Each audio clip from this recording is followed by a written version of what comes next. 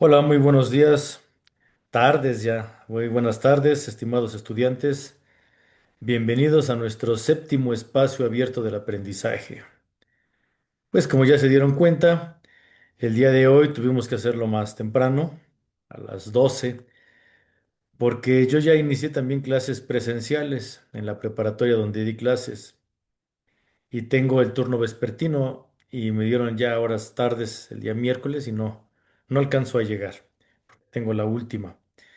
Entonces ahorita tengo un Inter y en este Inter pues tengo, se me da tiempo de hacer este séptimo espacio abierto del aprendizaje. Una disculpa por no anticiparlo, pero me enteré apenas el día de antier que prácticamente lo puede confirmar el día de ayer. Pero bueno, pues bienvenidas todas de nuevo, bendito entre las mujeres. Creo que sí, no ha llegado ningún caballero. Y bueno, ¿cómo están? ¿Alguna duda? ¿Algo en que les pueda ayudar? Muy bien, gracias a Dios. Buenos días para todos. Aquí donde estoy yo son todavía buenos días. Ah, ok. ¿Dónde estás? María del Mar. En Hermosillo, Sonora. Ah, sí. Excelente. Gracias.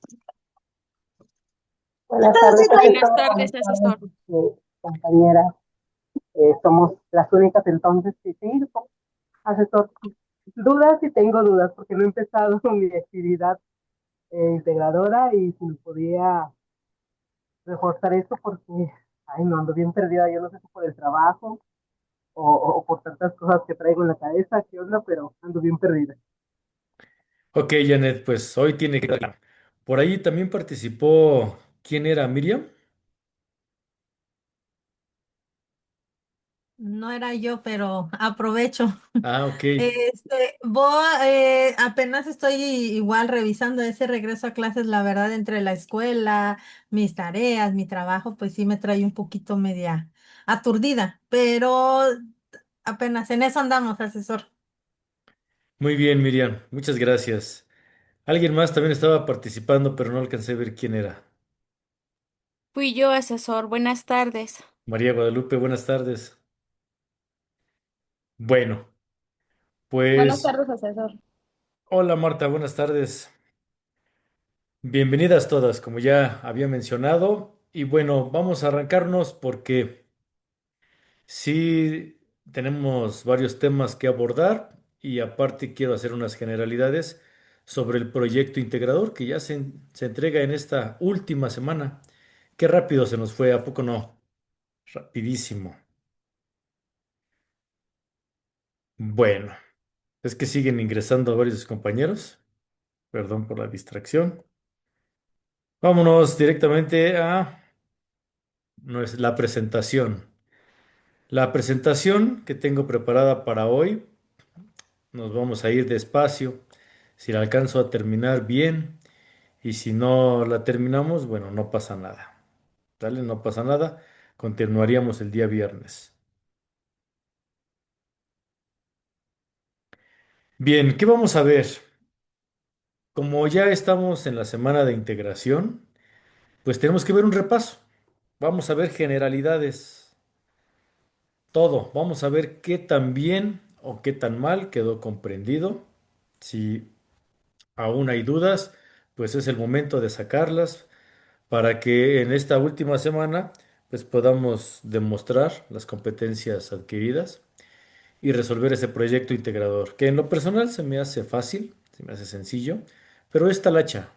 Son muchos pasos, son muchos incisos y tiene un inconveniente. Si te equivocas en el primero, ¿qué crees? Arrastras el error en los demás incisos. Así que hay que tener mucho cuidado, revisar bien los procedimientos. Eso es muy importante. Bueno, su amigo y servidor, Manuel Antonio Chablé Pesina, su asesor virtual. Comencemos primero con la primitiva de una función. Antes de hablar de primitiva, permítanme recordar la trascendencia de las matemáticas. Comenzamos primero con una cantidad. Tenemos cantidades positivas, cantidades negativas que expresan una representación simbólica. A esta representación simbólica de la cantidad se le llaman números. Todos los números con los que tú puedes contar se le llaman números reales. Estos números reales se clasifican en números racionales, números decimales, se clasifican en ordinarios, en romanos, en mayas. Al final del día, simplemente cambia la representación simbólica de la cantidad y cómo los expresas. Esos son los números. Pero cuando estos números tienden a variar con respecto a otra cantidad o a otro número, entonces ahí comienza la variabilidad de la cantidad y se le llama álgebra. Antes del álgebra solamente tenemos la aritmética, que son las 7 operaciones básicas, ¿verdad? Suma, resta, multiplicación, división, potencias, radicación y logaritmos. Pero cuando esta parte aritmética se vuelve variacional, se llama álgebra. Y el álgebra la tenemos en dos, en álgebra lineal y en álgebra exponencial. El álgebra lineal se le llama así porque el exponente de su primer término es un uno y no se pone. Y a la hora de graficar se representa una línea recta, horizontal, vertical u oblicua. En el álgebra exponencial tenemos un exponente del primer término diferente de uno y de cero. Puede ser un 2 y es parábola. Puede ser un 3 y es una curva combinada entre parábola y recta. Y así.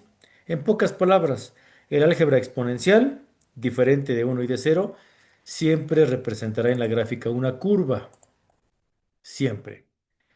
Ahora, esta cantidad expresada de forma algebraica, cuando se le iguala a una cantidad, se vuelve ecuación. ¿Qué es una ecuación? Cuando tú tienes una expresión algebraica de un lado, separado por un signo de igual, y otra cantidad que expresa lo mismo, pero representado de diferente manera, se le llama ecuación. Cuando yo tengo en equilibrio una cantidad del lado izquierdo y la del lado derecho, se le llama ecuación, pero está expresado de diferente manera.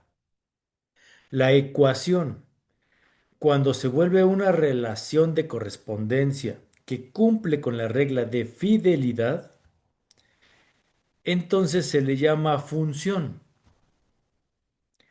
Toda función es una ecuación, así como toda ecuación es una expresión algebraica. Y toda expresión algebraica representa cantidad o cantidades. Ahí está, regresando al punto de la función.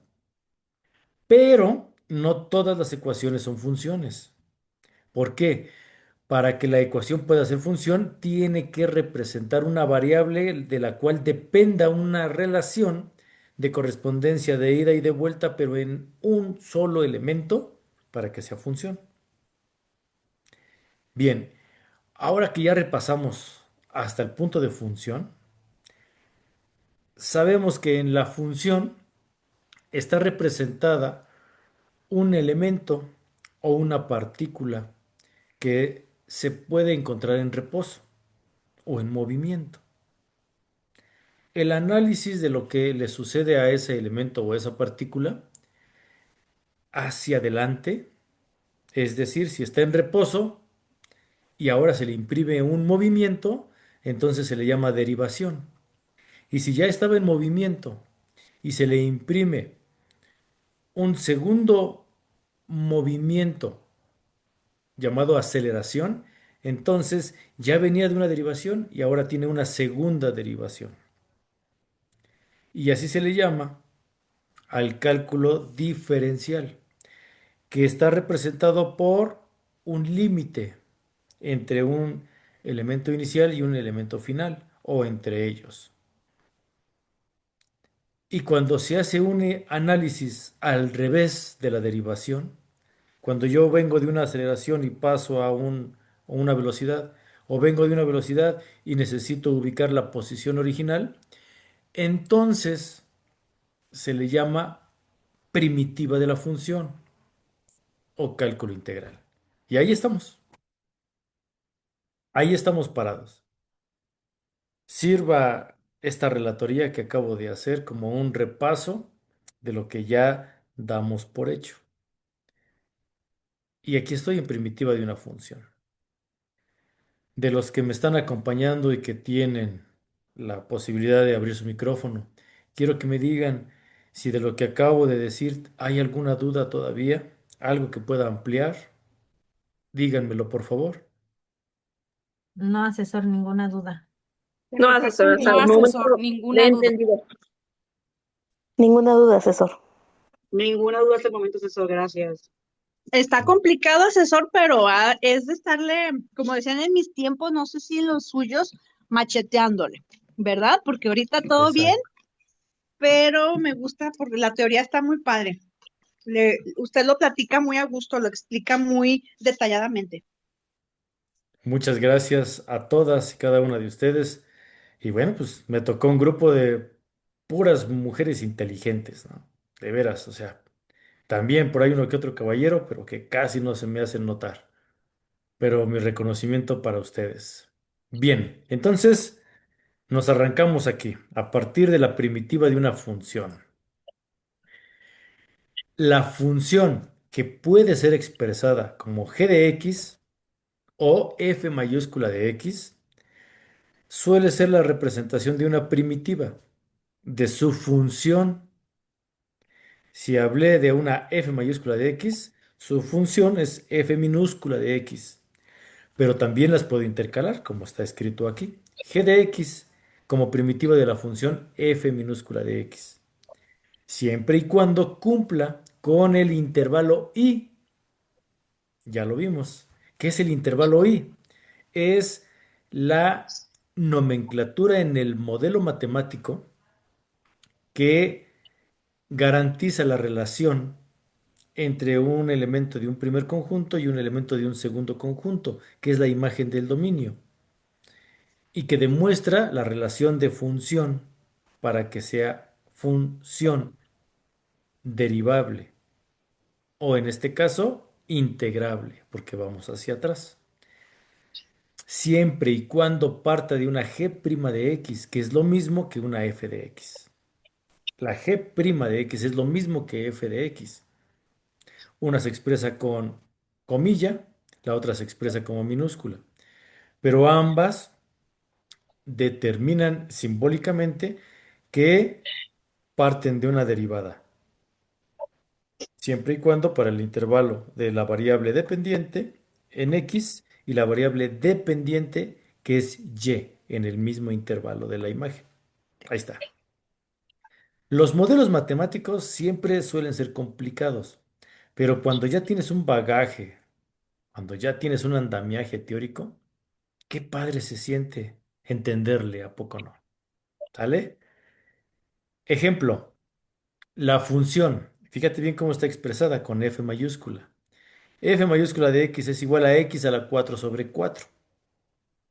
Al ser expresada con una f mayúscula, sabemos que es una primitiva de f de x, ya que f' de x, es decir, en derivación, pues es x cúbica. Ahí está. A este procedimiento se le llama antiderivación. Es lo contrario de la derivada. Y ya habíamos dicho, ¿verdad? Que este procedimiento de antiderivación no es integral. ¿Por qué? Porque también esta misma función expresada como g de x igual a 4x a la 4 sobre 4 puede tener una constante. Puede tener un más 2, puede tener un más 10 o lo que sea. Y también será una primitiva de f, ambas en cualquier intervalo de la recta real. Lo que cambia es su posición por esa constante. Sin embargo, el procedimiento de antiderivación sería correcto. Pero es importante considerar la c, ese más c. Y aquí entramos a la parte conceptual de la integral indefinida.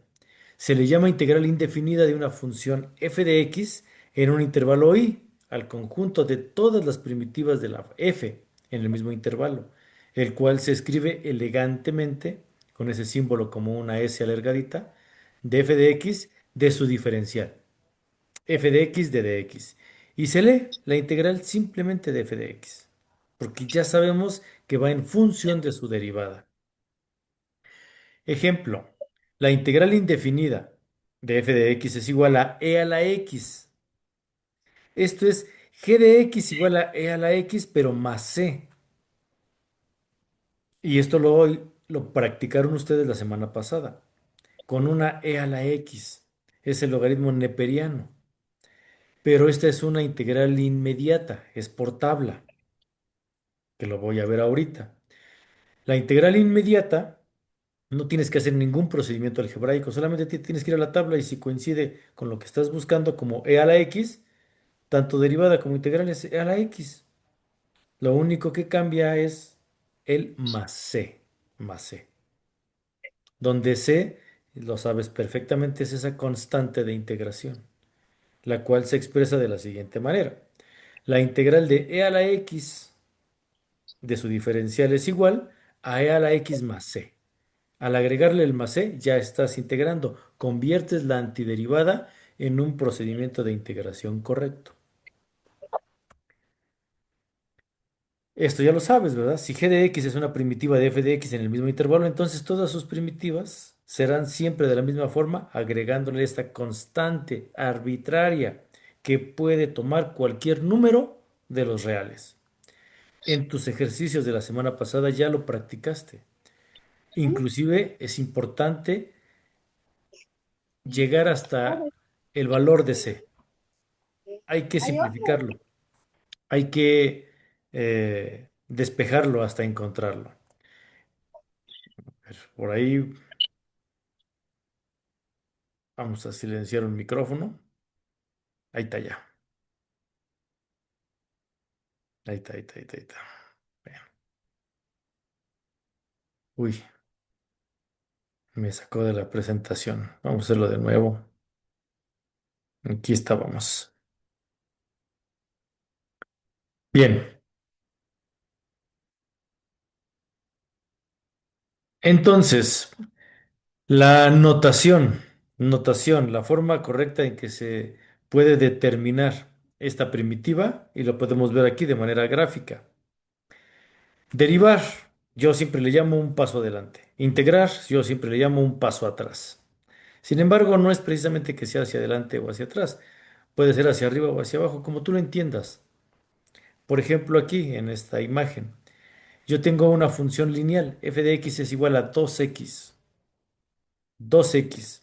Al no tener el segundo término de una constante, se asume que entonces parte del origen o cruza por el origen. Y el 2x simplemente le otorga la pendiente. Al final del día, una función del tipo lineal. Si yo la derivo, si yo la derivo, le voy a imprimir un segundo componente. El primer componente es de posición, el segundo componente son dos unidades combinadas, en este caso metro sobre segundo, que es una velocidad. Y esto solo se otorga con dos raíces en mi función. ¿Qué es una raíz o las raíces de mi función? Son dos puntos donde mi curva corta o toca la recta horizontal. Pero la recta horizontal determina en qué punto con respecto a y corta mis raíces. En pocas palabras, si es una x cuadrada, pues tiene una x1 y una x2. Estos resultados x1 o x2 son las raíces de la función, que también practicaste la semana pasada. Y si yo la volviera a integrar, bueno, entonces ya no sería una x cuadrada, ahora sería una x cúbica. Y así conforme yo voy derivando, voy incrementando el exponente del primer término algebraico. Pero en cambio, si yo integro, entonces voy al revés. Si yo integro una función cuadrática, pues voy a obtener una lineal. Si yo integro una función cúbica, pues voy a obtener una cuadrática y así sucesivamente. Ese es el ir y venir de este juego llamado funciones de integración. Espero que se haya entendido. El día viernes voy a poner este mismo ejemplo, pero en un simulador virtual, ¿vale? Que yo sé que ya han trabajado en otros módulos, pero ahora lo vamos a hacer desde el punto de vista del cálculo. Bueno, veamos ahora lo que es las propiedades de la integral indefinida.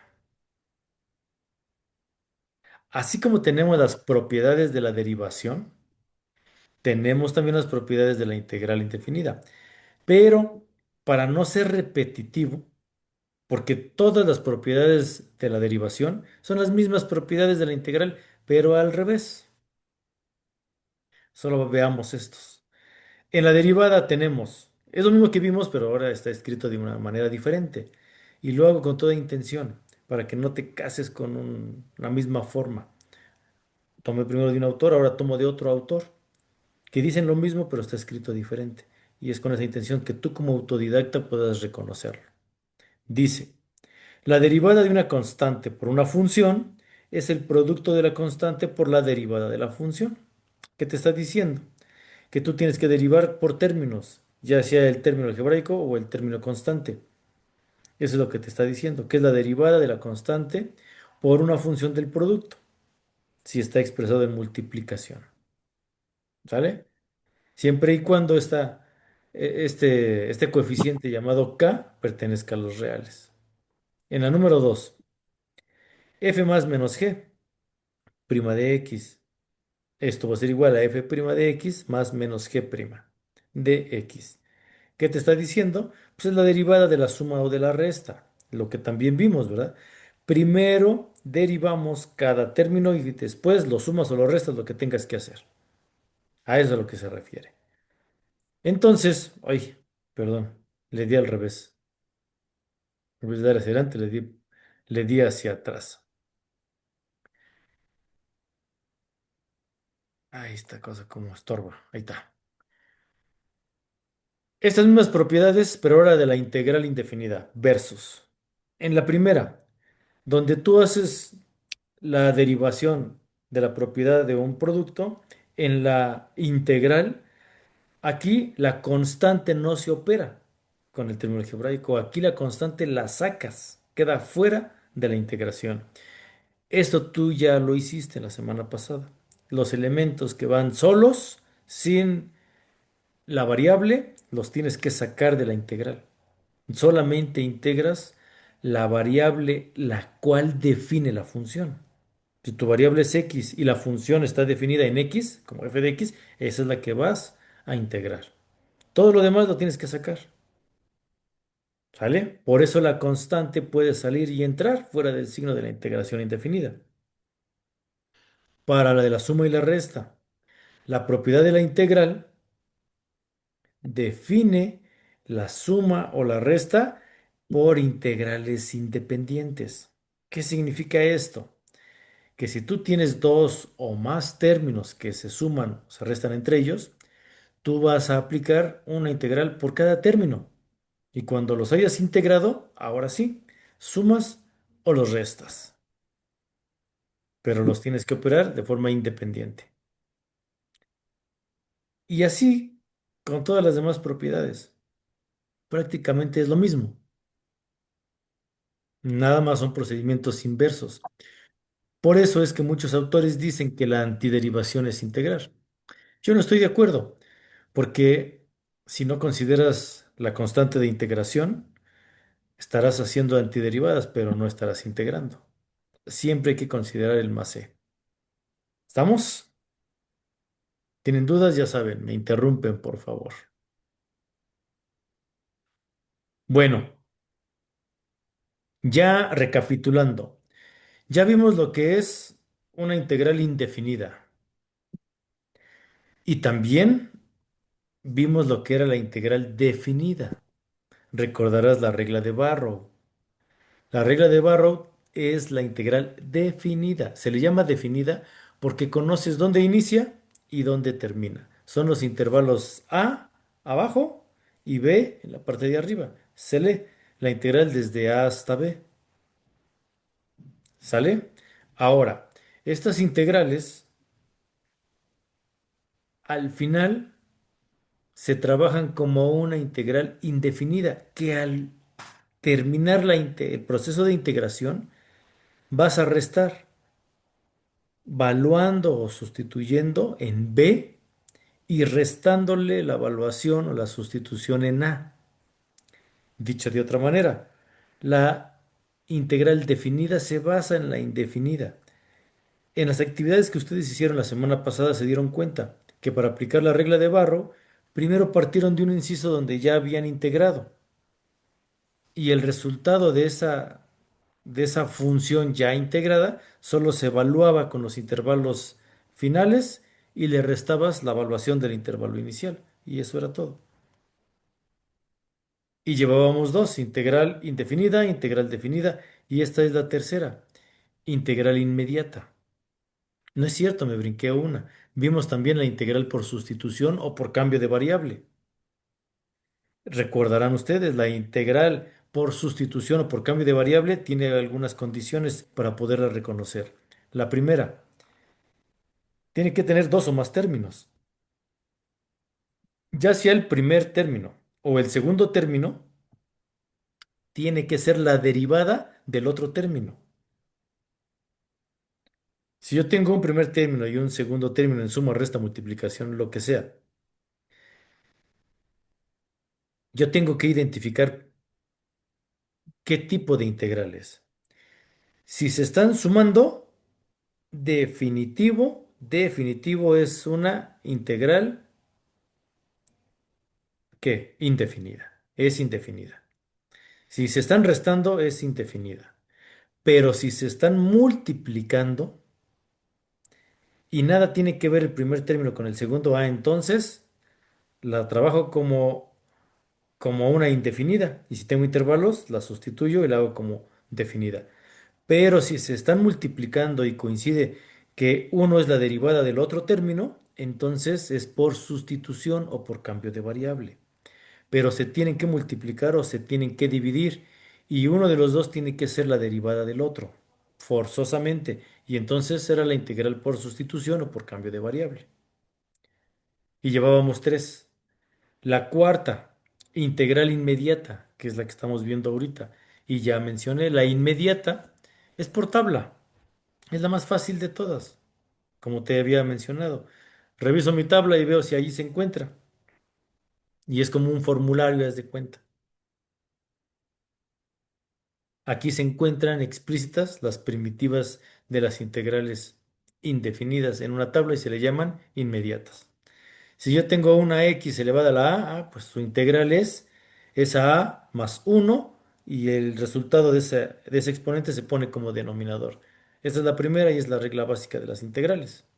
La número 2, si yo tengo el inverso multiplicativo de x, en este caso uno sobre x de su diferencial, siempre será el logaritmo natural de esa x más c. Y la que ya hemos visto muchas veces, la número 3, e a la x de su diferencial, pues será lo mismo, e a la x pero más c, diferente de las de base a. Si yo tengo la integral de base a elevado a la x, entonces será a la x sobre el logaritmo natural de la base, que es a, más su constante. Siempre y cuando esa a, esa base, sea mayor a cero y diferente de uno. Después vienen las trigonométricas. La integral de seno de x, de su diferencial, siempre será menos coseno de x más c. Y coseno de x de su diferencial siempre será seno de x más su constante. Y así las de radicales, que son arcos, arco de seno, arco tangente. Depende cómo se exprese la integral en un inverso racional. Uno sobre una raíz de algo. ¿Sale? Bien. Y hay más, ¿eh? Estas solamente son algunas a manera de generalización, pero hay más tablas. Bueno, hasta aquí le voy a dejar, porque todavía nos faltan las integrales inmediatas para funciones pero compuestas, que son aplicaciones, son ejemplos, pero aquí nos vamos a tardar todavía un rato. Lo voy a dejar para el día viernes. Voy a dejar de compartir mi pantalla porque quiero presentarte un video precisamente sobre el quinto método de integración, que se le llama por partes. Esta integración por partes es importante. Ya vimos, voy a seguir recapitulando. Integral indefinida, integral definida o regla de Barrow, integral por sustitución o cambio de variable. Ya vimos la integral inmediata, que es por tabla, y vamos a ver la quinta, que es la integral por partes. Y está buenísimo este material que traigo aquí, que es del profe Alex. Espérenme, porque ya caducó la página y ya no me aparece. ¿Dónde está? Aquí está. Aquí está, aquí está.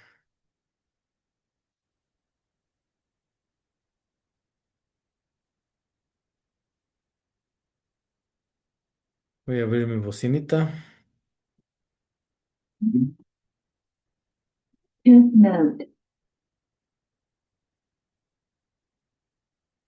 Ahí está, integración por partes y es la introducción. Después hay otros videos que ya tú en casita vas a revisar, que ya son con ejercicios específicos. Pero esta es la introducción, para entender lo más básico. Pongamos atención.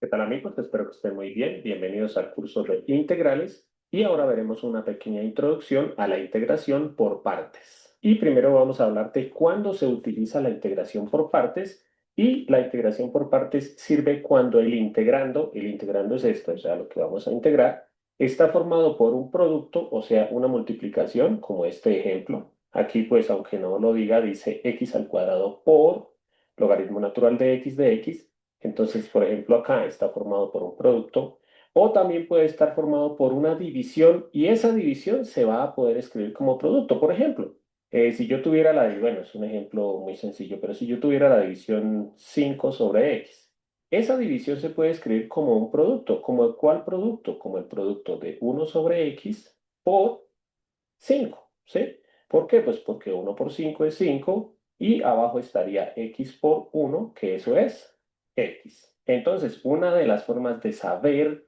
que un ejercicio se va a resolver por integración por partes es porque hay una multiplicación. Generalmente la mayoría de los ejercicios son multiplicaciones. Ya muy pocos son divisiones que se escriben como producto, como lo dice aquí. La mayoría son multiplicaciones. En la integración por partes, ¿qué es lo que se hace? Se toma, este es como el ejercicio que nosotros tenemos, ¿sí? O sea, en este caso, esto es esto, ¿sí? Aquí tenemos una integral de algo que es u por db. Aquí tenemos una integral de una multiplicación, ¿sí? Entonces, lo primero que debemos hacer en la integración por partes es identificar cuál es la u y cuál es db, que ahorita vamos a hablar de cómo identificarlo.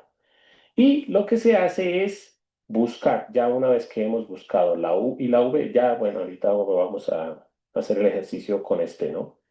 O el ejemplo con este ejercicio.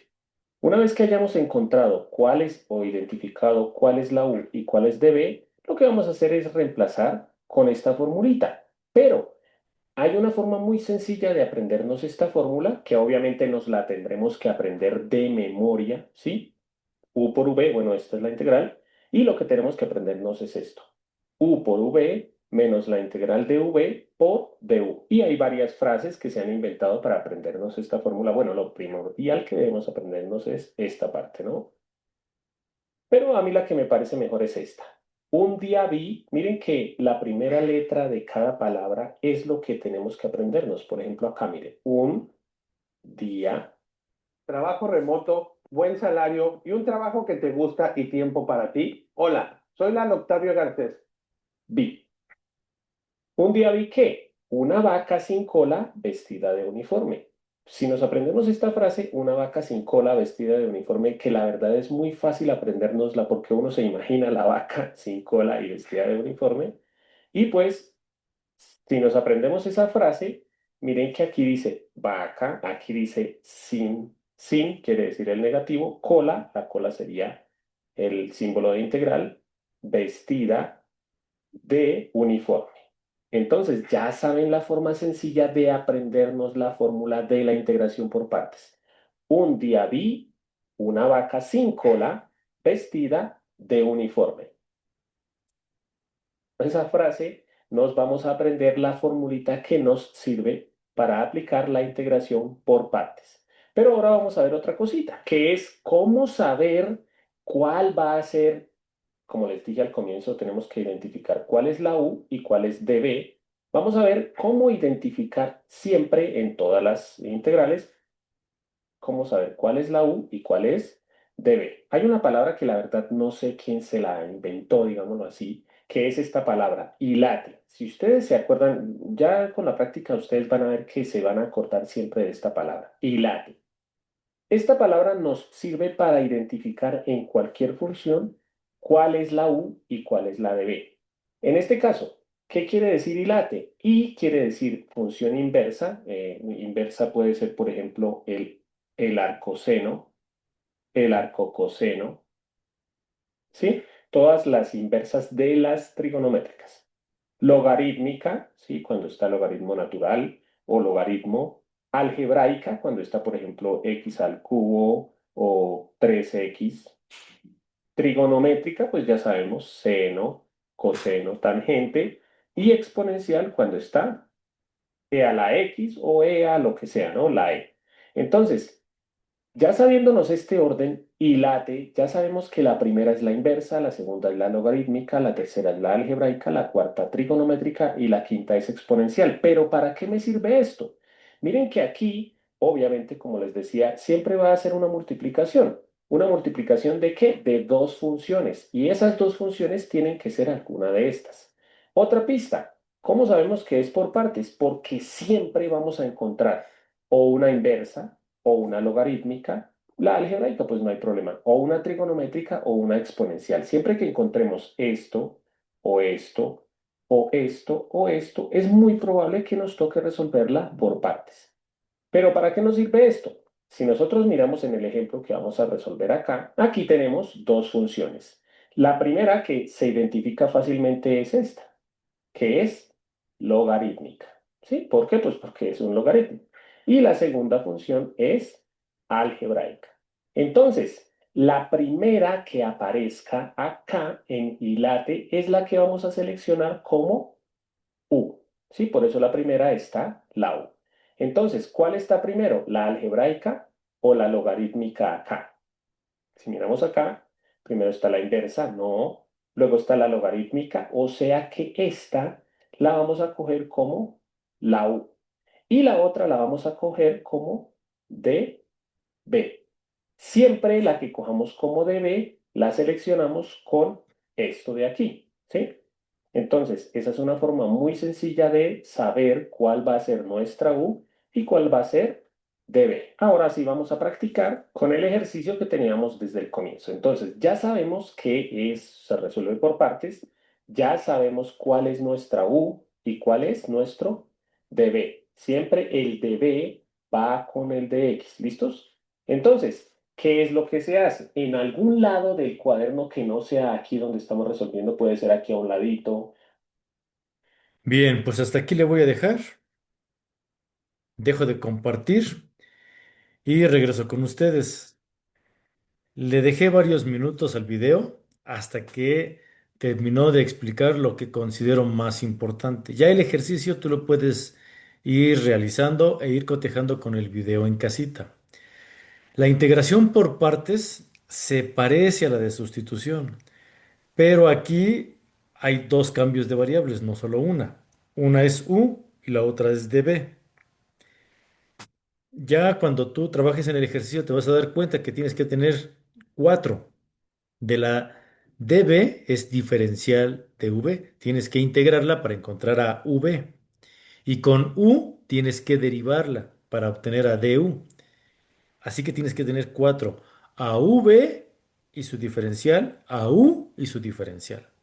Tienes db, la integras y obtienes a b, a v. Tienes a u, la derivas y tienes a du. Tienes que tener esas cuatro para trabajar con la fórmula. La fórmula te la tienes que aprender. Y así, con ese método de la vaca, se me hace fácil, fácil de aprender. Y el segundo método, el de hilate, también es importante porque te va a dar precisamente el parámetro para determinar quién es u y quién es db, de acuerdo al quién aparece primero.